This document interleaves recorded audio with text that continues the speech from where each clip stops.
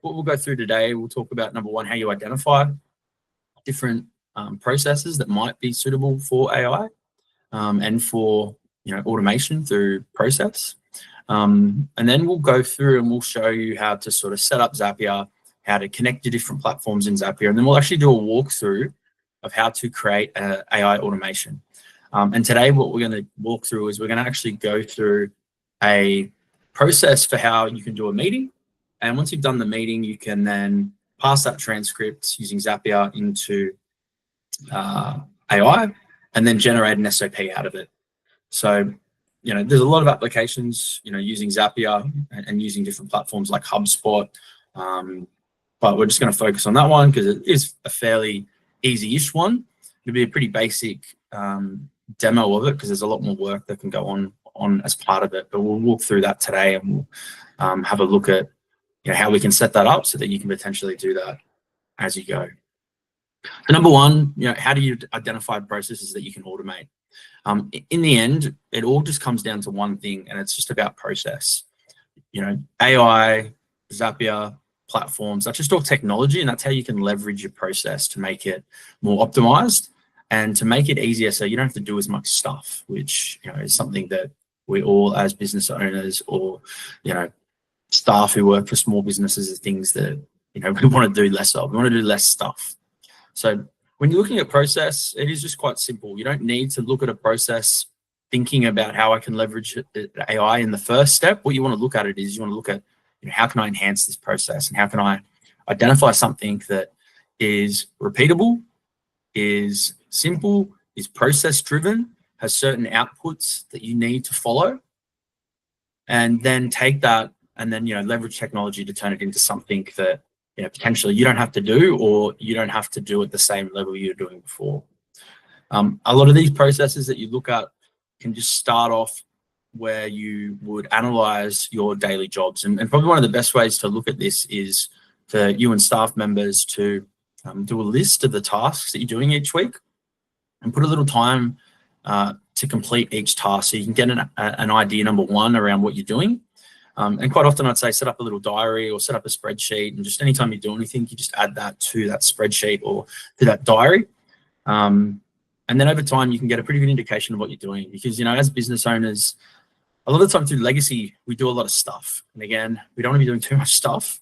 And sometimes we do things because we've always done them, but it doesn't mean that we should keep doing them. So it's just something to be aware of. So when you're looking at processes that you might want to automate, it's something that you're doing regularly. You're following the same pattern and the same method or process. Even if you know it up in your mind and it's not documented, it doesn't need to necessarily be documented straight away. And it's something that has like definite outputs and definite data points or trigger points to enact. Because obviously to be able to automate something, you need triggers and you need data to be able to grab that data and to be able to move it forward. Yeah, that's great. Nat as well. Nat just mentioned you can get an automated tracker tool as well that can sort of pick this up, and there's a lot of ones that can do that through your computer that you can upload, and you can track it from there. So once you've done your little diary, then you have a better understanding. Number one, yeah, no doubt. When you are getting your diary, then you can review it and you can see what tasks you're spending the most time on, and which tasks are generally probably the low-level tasks. In business, there's obviously a lot of things that need to be done. Quite often, more things that can be done in a day. There are some things that only you can do, and you need to keep doing those things, and they might not be best to automate. But for some tasks that potentially you are doing regularly that follow the same process, they're primed to be automated. Once you've done that and you've identified a few, the next step would be to pick 1, 2, 3, 5, whatever it is, and then develop a process for them. Now, again, you don't need to do anything crazy. You can use workflow platforms. We use Lucidchart, but there's a bunch of other Miro boards out there that can be used. It can even just be done in Excel. And what you want to do is you want to identify each step, and then underneath that, each action that occurs under each step. So, as an example for creating an SOP, the first step is identifying the process. Then from there, we need to write that process. Then we need to put it in a document. Then we need to send it out to people. quite a simple one, but obviously that can take a lot of time. And the thing about AI, as we all know, it's not going to get you the 100% solution, but it can get you, 80% of the way, 90% of the way, even 40% of the way. That means you're saving, a lot of time. And everyone here who's tried to develop processes or training manuals before would definitely understand that. So, we've got to that point. We've identified, a few tasks. We've developed process, and we know how we can automate. And we look, in that process for how we can then leverage technology. And then that's how we automate it. So we get to that point. We've got all the steps, and we're fairly good to go with where we're at. So how do we then, actually take that and turn it into something that'll save you time? Well, the way we do that is through, there's a lot of different methods. In today's demo, I'll talk specifically about how we can leverage third-party integrators like Zapier, but we do use Make as well. But Zapier is probably our, main platform that we use. And so, no, not yet, Matt, I'm not. And so from there, once we identify Zapier, to get a Zapier account, basically quite simple. Type in zapier.com. It'll ask you to get your login details. I've just opened up the dashboard here, but all you need to do is just go to zapier.com, set up an account. There is a free account. However, for what we're trying to do, you will need a professional account. Now that does start from as little as $32 a month. So not too, cost prohibitive. You need professional because on the starter or the free version of Zapier, it only allows you to do single step Zaps. And in most of the Zaps we'll be talking about, you will need multi-step. By multi-step, I mean you've got different steps in the process. Now, like I said, there's other platforms out there. Make's a really good platform. I do find with Make, it does sometimes have less apps on there, but it is a lot cheaper. You're looking at, I think, $9 a month to $16 a month. Zapier did used to be a lot more expensive a couple of years ago. It was probably like $50 a month, $40 a month, but because these other platforms are popping up, it is getting more competitive. But, overall, both great platforms to use, and both should allow you to do, what I show you today. So number one, within Zapier and Make can be one of those things that does overwhelm people. And I'm not going to lie, it isn't the simplest platform to use compared to like other CRMs, project management tools, proposal tools, because there is quite a bit of different language in it, and it can be a little bit overwhelming, but it is a no-code tool similar to Make, and it is simple once you know how to use it. So I'm going to walk you through the steps to show you how easy it is to set up a Zap that can, save you time straight away. And this can be used for anything. Step number one is connecting your apps. So just go to the menu board over here.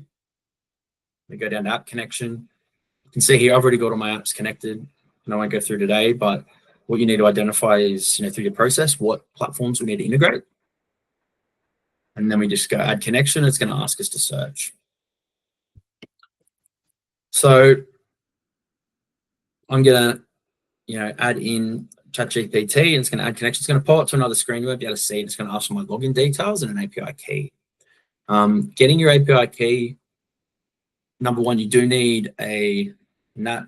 You might be able to confirm this from, I believe it's a professional account in ChatGPT. Yes. Yeah. You do need the professional account, which is $20 USD a month. So to be able to access,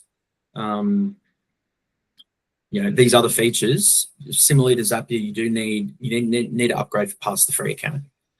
To do that, you can go into a few different sections. To be honest, the way I did it before is I jumped in ChatGPT and I went, give me the link for the API keys in ChatGPT, and it gave me this link and it brought me here. Create a new secret key.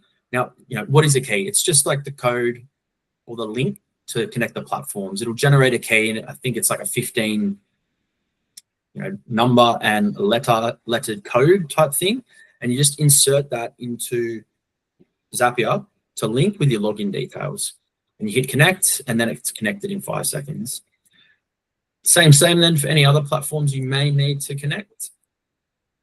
Oops, sorry, I just realized I didn't share this other tab. So it takes you to the API key section. You will need to save your API keys somewhere because they are single use. And as you can see here, they're secret. You shouldn't share that with anyone else. If you need to connect any other platforms, because you might want to be connecting HubSpot or Google Meets or Google or whatever it is, you can do that here as well.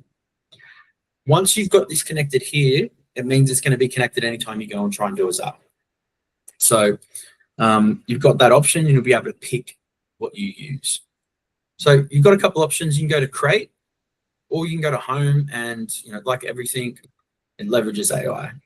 So I can type in what I want it to do and Zapier will then spit out what it thinks, and then you can work it from there. And again, not always 100% solution. In fact, they're pretty irregular to give you the 100% solution. You will need to edit it. You will need to walk it through. But I do find this is a really good place to start. Number one, if you're looking at wanting to find out if things connect or not. And then also you can see what actions they have, because just because something connects with Zapier or Make doesn't mean it can do anything you want. There's still restrictions on it. Some platforms have less restrictions, some platforms have more. So make sure you check that, because if you want to do something specific, it may not allow you to do it. And that just is dependent on each connection, because they're all individual connections once they're created. So instead of doing it the other way, I'm just going to go through and just walk it through. So it's very simple and we can see, how we go. And with Zapier and with any sort of tech, it's always fun doing things in real time. So I may stuff it up, but we'll see how we go.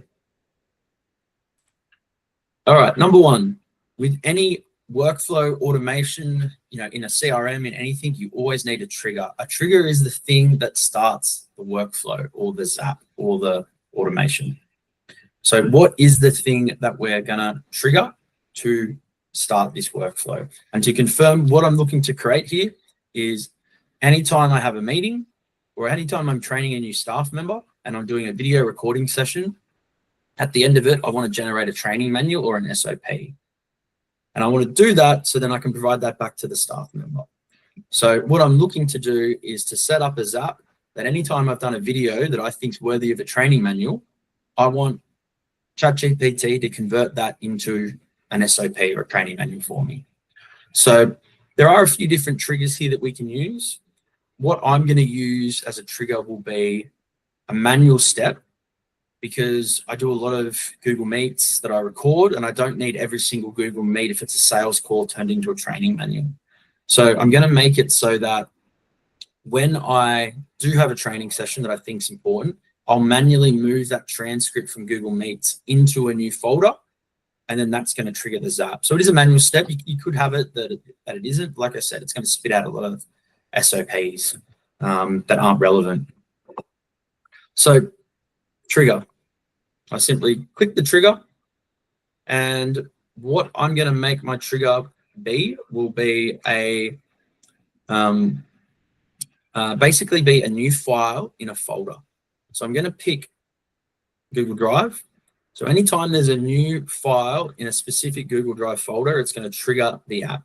So I'm going to go down, pick new file in folder. And you can see here there's quite a few different options, but I want it to be specifically in a specific folder so I can control this process. It's going to ask me to select my account. In search, I've obviously got quite a few different accounts connected to different things that we've done. When you do it, it would just be the only option, so you wouldn't be, it wouldn't confuse you. And so that's the setup. That's simply it. That means we've connected it. The good thing is too, if you haven't connected the app, you can actually, it'll ask you to connect it here. So, back down when we looked on the left-hand side where you asked us to connect it, you had the option to do that there.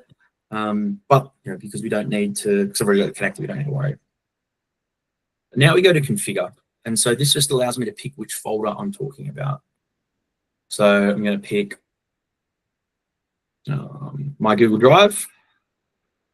And then the folder I want to pick, because I created it before, is in my Meets recordings. And then I have my training SOPs. And I'm going to have it as the training SOP folder. So basically in my Google Drive, whenever I move a new file into this training SOP folder, it's going to trigger the Zap. So then I'll go continue. You always need to test the trigger. It'll do a live test on any data that's in there. So we've already got a document in there. I'll go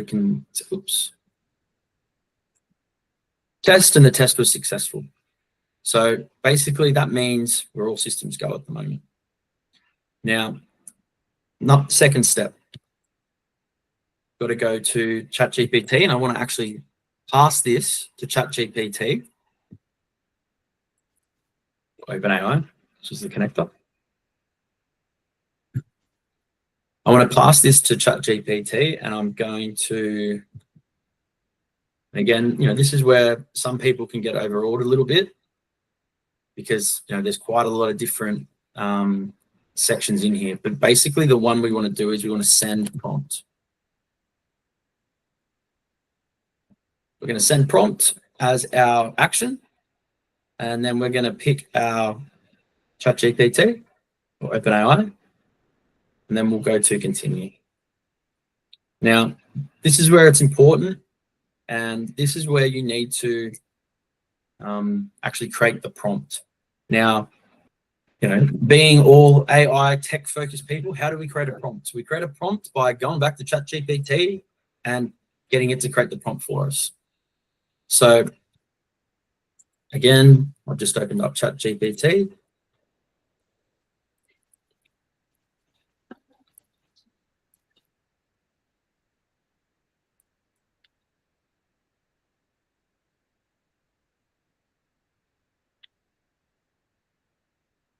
Now again, obviously, and I'm sure Nat can add to the importance of prompting here and different methods of getting this prompt solid. I'm not going to bother with that today, just for the purpose of time. But as I'm sure Nat can attest to, sometimes you could be here for 30 minutes trying to get this right, and longer. And just to add to that, Matt, that I created a prompt engineer quotes that you could just utilize for your prompting as well to remove the extra barriers from that. Yeah, no, that's very handy, because obviously in this entire process, this is the most important part, without a doubt. And as an example, I was making something the other day and the prompt wasn't working in Zapier, and I just took that prompt, copy pasted into ChatGPT, said fix this, and I said my specific issue, and then it edited the prompt for me, and then I posted it back in, and that issue had disappeared. So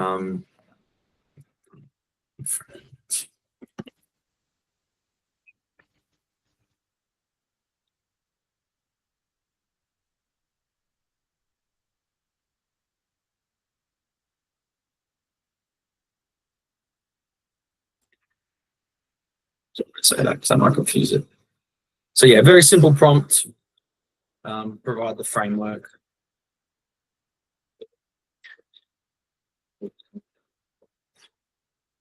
I can't spell, but it doesn't matter because ChatGPT doesn't judge. All right, so it's spat out quite a detailed prompt, which is what we want. I will copy and paste this straight into the prompt section. Just double check it's formatted correctly. There's a lot of other stuff here. In this instance, you don't need to worry about it. This is all sort of more technical. For a simple process that we're doing, we can just move through it. We'll just go through and, oops, I didn't mean to test. Didn't mean to skip that. We always want to test. ChatGPT Zapier wouldn't allow to publish you unless you've tested it and confirmed that it all works. Hey, Matt, you're still on the GPT screen. Sorry. I always get caught out on that. So yeah, just went back here and I just tested this. It came back without any issues, which is what we want. So now, final step, it's just a 3-step Zap. I'm going to go to Google Docs. And in Google Docs, I'm going to create a new document. So I've already got my Google Docs connected. create a document. It is create a document from text. So there are a lot of other options. We could create a document from a template. And that would probably be the better way to do it, to have an actual template for the training manual. But we'll just do it this way just for ease. Pick my account. Again, we're just in the setup phase, so we've done that, and then we go to configure, where we're going to configure the document. So at the top, we're going to go document name. I'm just going to go the title of the document. The way Zapier works, because we've got these previous steps and we've tested these previous steps, there's now data in those steps, and we can access that data through the different steps here. So that was step 1, that was step 2.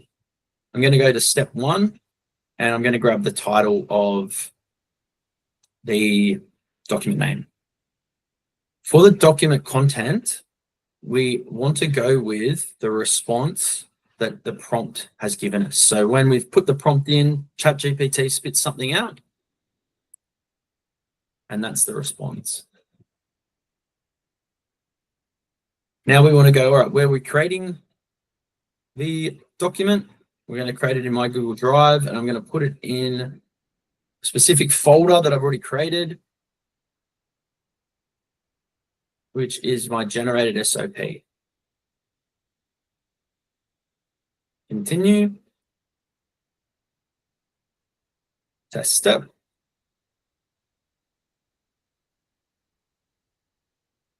A document was sent to Google Docs about 0 seconds ago. So we'll go to Google Docs.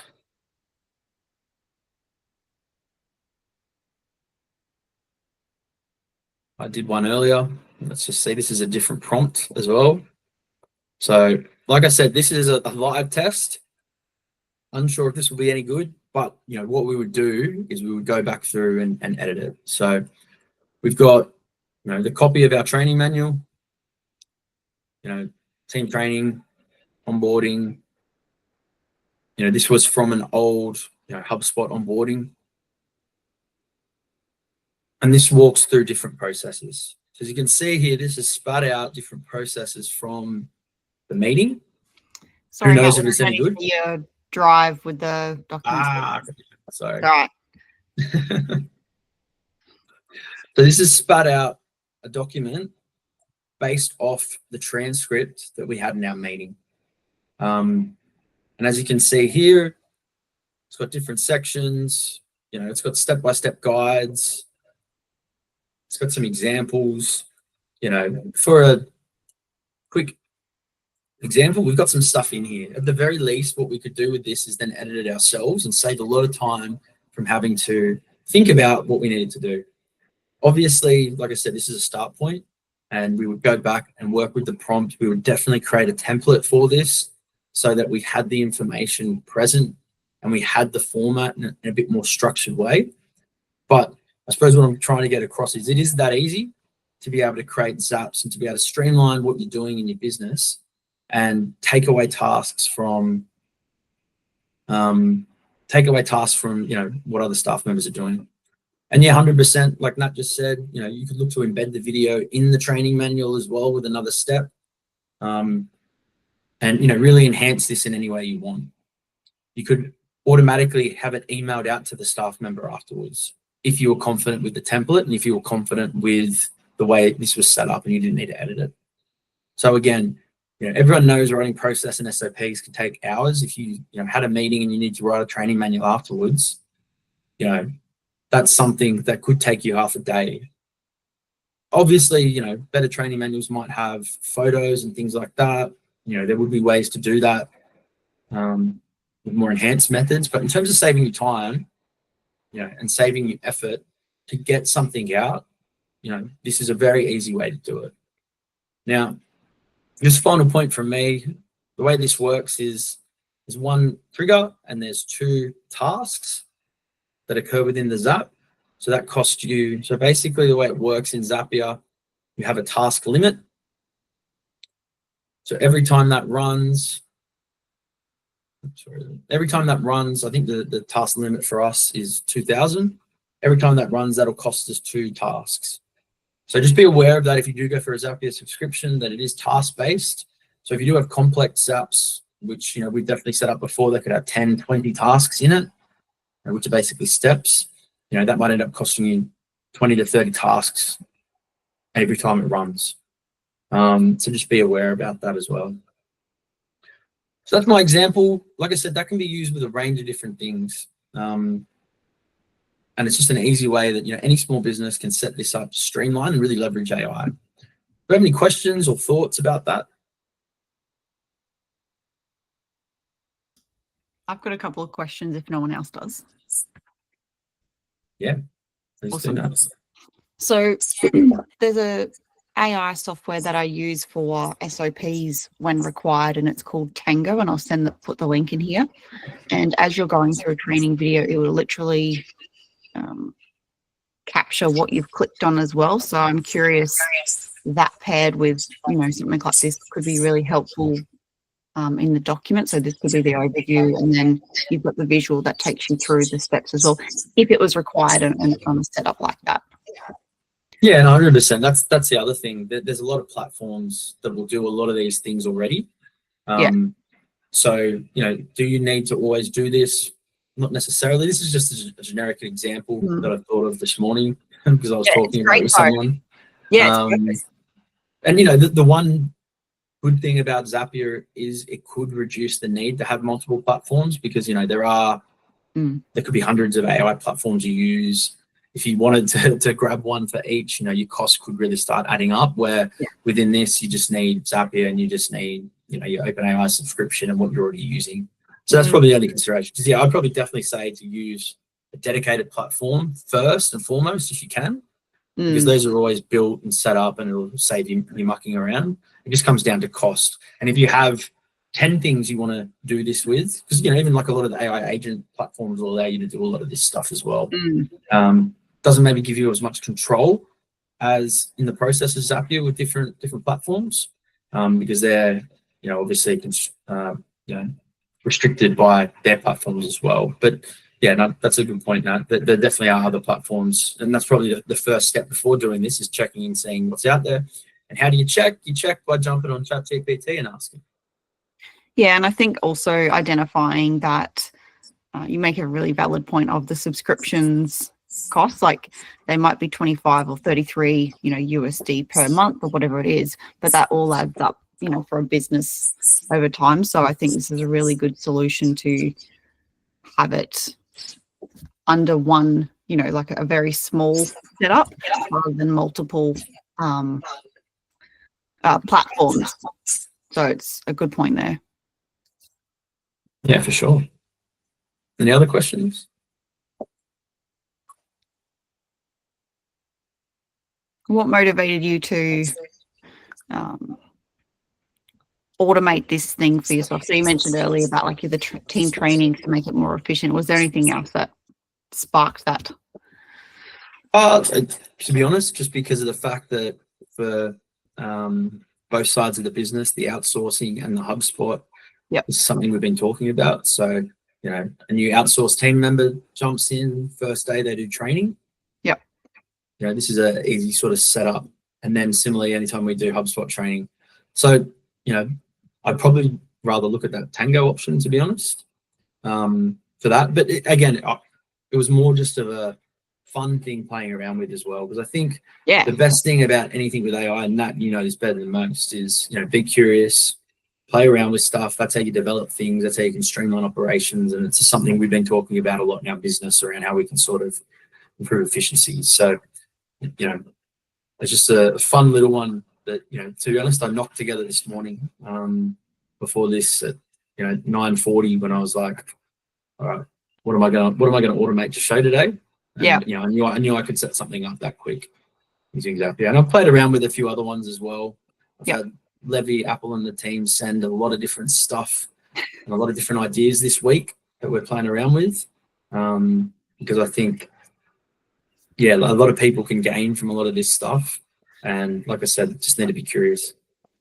Yeah, I 100% agree with that. And I don't want to talk too much because there's other people in the room, but I just think to highlight something you mentioned, like, 9:40 deciding, what you could put together, and to be able to do this so quickly and effectively just shows the power of you knowing how to execute that and deliver in such a short period of time. Like, that's an incredible thing to be able to achieve for any business owner, to be like, oh, there are solutions that once you know how to do it, then it's fast. Or just hire your team to do it for them. Yeah. Either or. Can be done yourself, but yeah. Yeah. I have to imagine, most people wouldn't be able to do it as quick as I did, unless they, know Zapier. Exactly. Because you can, like I said, you can get pretty overwhelmed with Zapier when you first log into it, when you first play around. But, to set stuff up. And, like I said, I set it up in 20 minutes knowing it's not a solid process, just for demo purposes. If I was going to do that, that would probably, take a lot longer, because, like I said, we need to get this template right. We need to create a template. We need to get that prompt right. There'll probably be a lot of there might be some other steps as well. Yeah. Hey, no worries, Linda. You're welcome. I think you're going now. I don't know. Super helpful reminder. Yeah, thanks, Linda. All right, if there's no other questions, then I might end the meeting and thank everyone for coming. And as always, you can jump on YouTube and see a recording of this. But yeah, if not, we'll see you in 2 weeks for the next Tech Talk. Rock on. Thanks, Matt.